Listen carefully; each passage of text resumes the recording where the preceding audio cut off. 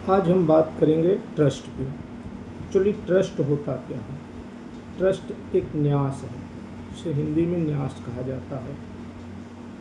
Trust का अर्थ ये होता है, एक विधियक संबंध है जो एक व्यक्ति न्यासकर्ता न्यासी को अपनी संपत्ति इस उद्देश्य से सौंपता है जो तीसरे व्यक्ति के लिए हितकारी हो। अर्थात ट्रस्ट में तीन प्रमुख व्यक्ति होते हैं। पहला होता है न्यासकर्ता, जिसे हम सेटलर बोलते हैं। दूसरा होता है न्यासी, जिसे ट्रस्टी कहा जाता है। तीसरा होता है हितकारी, जिसे बेनिफिशियल बोला जाता है। ट्रस्ट विश्वासजनक प्रबंध है। ट्रस्ट क्या है? एक विश्वासजनक प्रबंध है जो एक व्यक्ति एक योग्य ट्रस्टी को सौंपता है अपनी संपत्ति, जो लोक हितकारी हो, न कि व्यक्तिगत हित के लिए उपयोग किए, न कि व्यक्तिगत हित के लिए उपयोग करे। इसके कुछ और चीज़ें हम डिटेल में देते हैं, जो परिभाषाएं ट्रस्ट की होती हैं। भारतीय न्यास अधिनियम 1982 अर्थात इंडियन ट्रस्ट एक्ट 1982 के अनुसार ट्रस्ट ऐसा दायित्व है किसी संपत्ति के स्वतत्व से जुड़ा है, जो संपत्ति का उपयोग लोक हित के लिए किया जाएगा।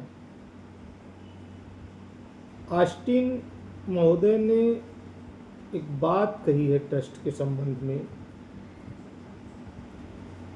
ट्रस्ट ऐसा दायित्व है जो न्याय और सदाचार के सिद्धांत पर आधारित है। ऑस्टिन ने क्या कहा है कि न्यास यानी ट्रस्ट ऐसा दायित्व है जो न्याय और सदाचार के सिद्धांत पर आधारित है।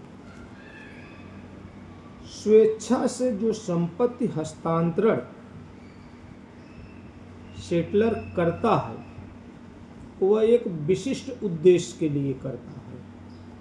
वह विशिष्ट उद्देश्य यह होता है कि वो ट्रस्टी से संबंध करता है, उसे जानकारी प्राप्त होती है कि यह ट्रस्ट फला फला कार्य में संपत्ति का उपयोग करेगा, जिससे इसके जरूरतमंद लोगों को फायदा होगा, उनका हित होगा। यह एक लोक हितकारी है, इसलिए वो अपनी संपत्ति को ट्रस्टी को ट्रांसफर करता है और ट्रस्टी ऐसे व्यक्तियों को चिन्हित करता है जिनको वो हस्तांतरण करता है।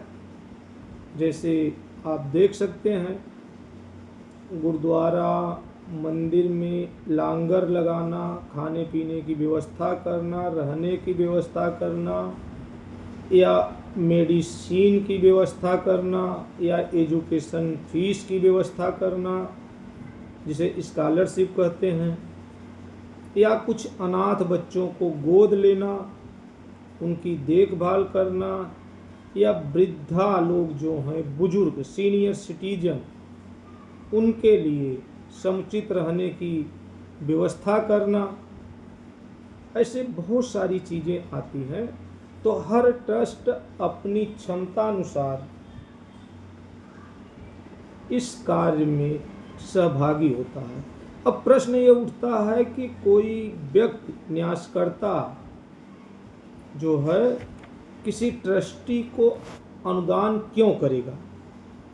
सेटलर अनुदान क्यों करेगा? अपनी संपत्ति हस्तांतरण क्यों करेगा? तो इसमें दो प्रकार के लोग होते हैं।